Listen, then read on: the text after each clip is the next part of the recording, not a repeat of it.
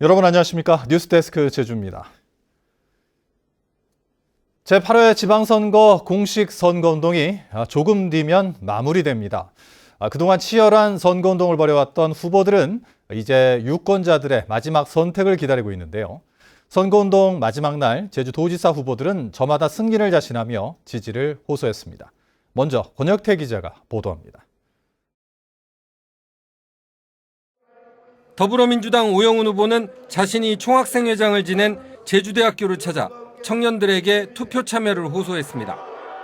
오영훈 후보는 김포공항 이전 문제는 제주도민들에게 물어봐야 한다며 중앙정치에 휘둘리지 않는 도지사가 되겠다고 목소리를 높였습니다.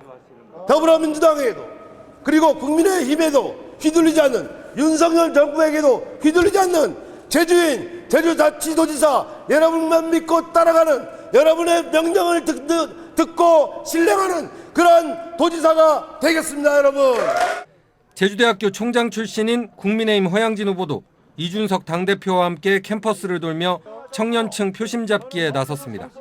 허양진 후보는 이준석 대표와 함께 김포공항 이전은 제주 관광산업을 말살할 것이라며 규탄하는 기자회견을 열고 막판 뒤집기에 자신감을 보였습니다. 오영훈 후보에 대한 실망이 모두 허양진 후보에 대해서 기대를 크게 하고 이제는 허양진 후보를 밀어야 되겠다. 제주도를 지키기 위해서는 허양진이가 도지사가 돼야 된다고 하는 생각을 갖게 됐다고 저는 장담합니다. 녹색당 부순정 후보는 개발 사업으로 현혹하는 거대 양당 대신 제주도민을 위한 대안정당을 선택해달라고 호소했습니다. 제주도민으로서 사는 삶이 좀 더 행복해질 수 있는 방법 우리가 찾을 수 있다라는 녹색당의 제안에 그리고 부순정의 제안에 도민 여러분께서 그리고 청년분들이 응답해 주시길 부탁드립니다. 무소속 박찬식 후보는 개발 과잉의 시대에서 지속 가능한 제주로 전환하기 위해 한 표 한 표가 소중하다며 지지를 호소했습니다. 여러분들이 기호 5번 박찬식에게 던지는 한 표가 제주를 영원히 망가뜨릴 제2공항을 막아내는 힘이 될 것입니다. 최근 여론조사에서는 오영훈 후보가 우세를 보여왔지만 김포공항 이전 논란 이후 허양진 후보가 역전을 자신하고 있고 진보 후보들도 총력전에 나서 도민들의 최종 선택에 관심이 쏠리고 있습니다. MBC 뉴스 권혁태입니다. 초접전 양상을 보이고 있는 제주시 을선거구 국회의원 보궐선거 후보들도 마지막 날까지 총력전을 펼쳤습니다.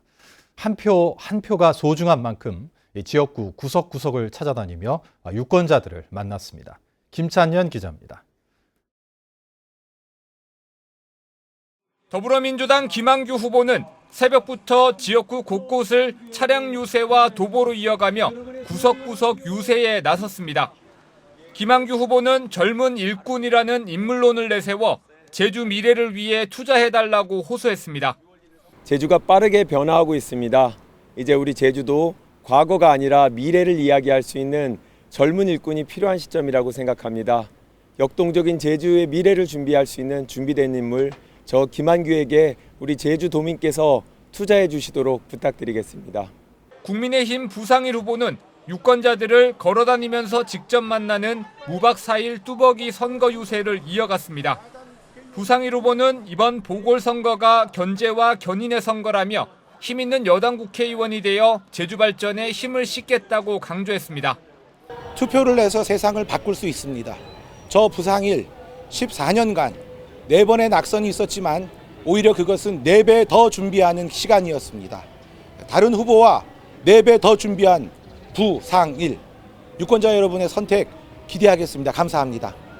무소속 김우남 후보도 고향인 구자읍부터 제주 시내까지 돌며 총력 유세를 펼쳤습니다. 김우남 후보는 김포공항 이전과 지역경제 파탄을 막고 민주당을 심판해달라며 지지를 호소했습니다. 김포공항 폐항을 야기한 민주당과 민주당 후보를 심판하고 이거를 확실하게 저지할 김우남 후보를 선택하여 주십시오.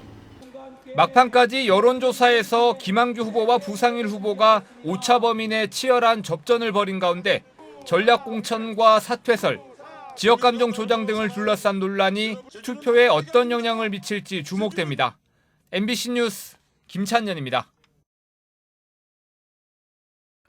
국민의힘 이준석 대표가 지방선거를 하루 앞두고 제주를 찾아 막판 공세를 이어갔습니다.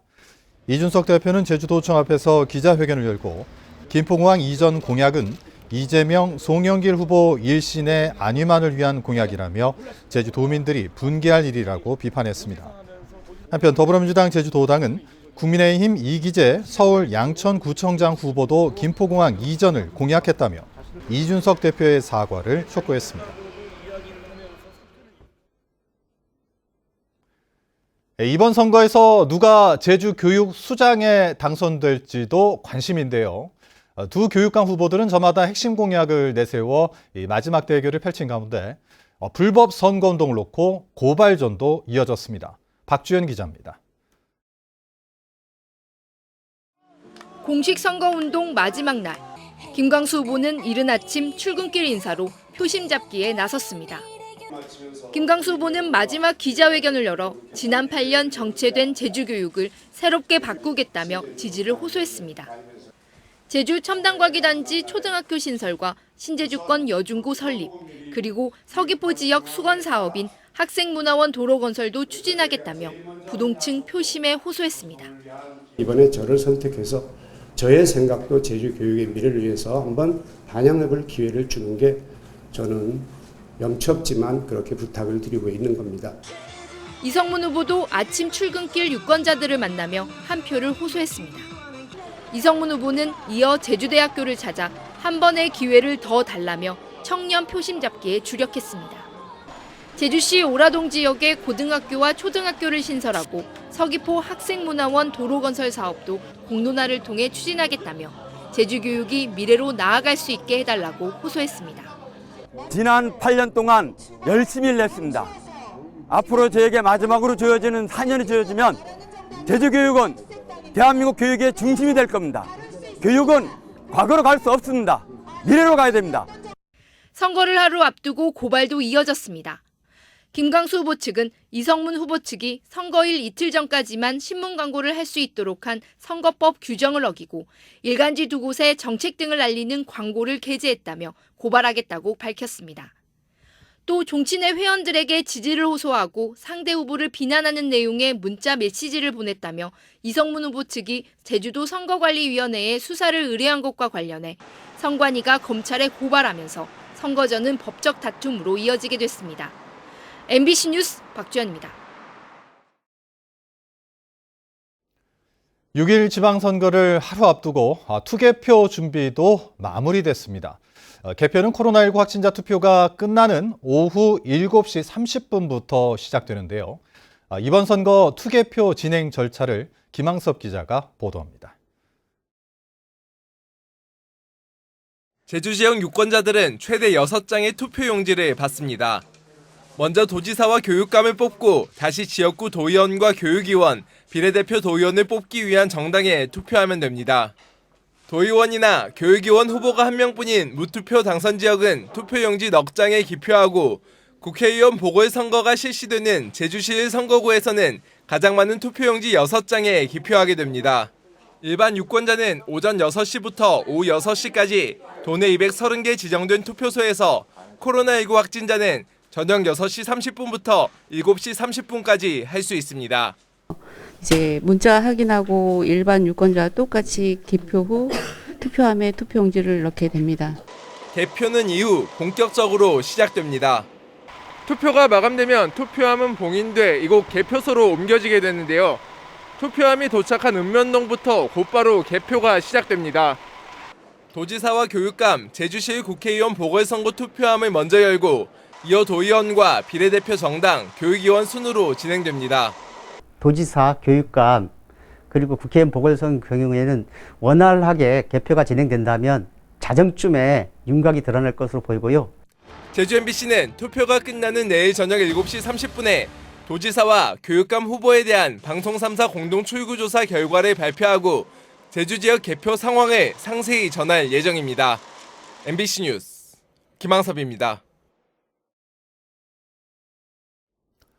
제주에서는 어제 코로나19 확진자 236명이 발생했고 오늘 오후 5시까지 196명이 발생했습니다. 제주도는 80대 확진자 1명이 숨져 누적 사망자는 179명으로 늘었고 지난 1월 코로나19 백신 3차 접종을 마친 80대가 접종 4개월 만에 숨져 역학조사 중이라고 밝혔습니다.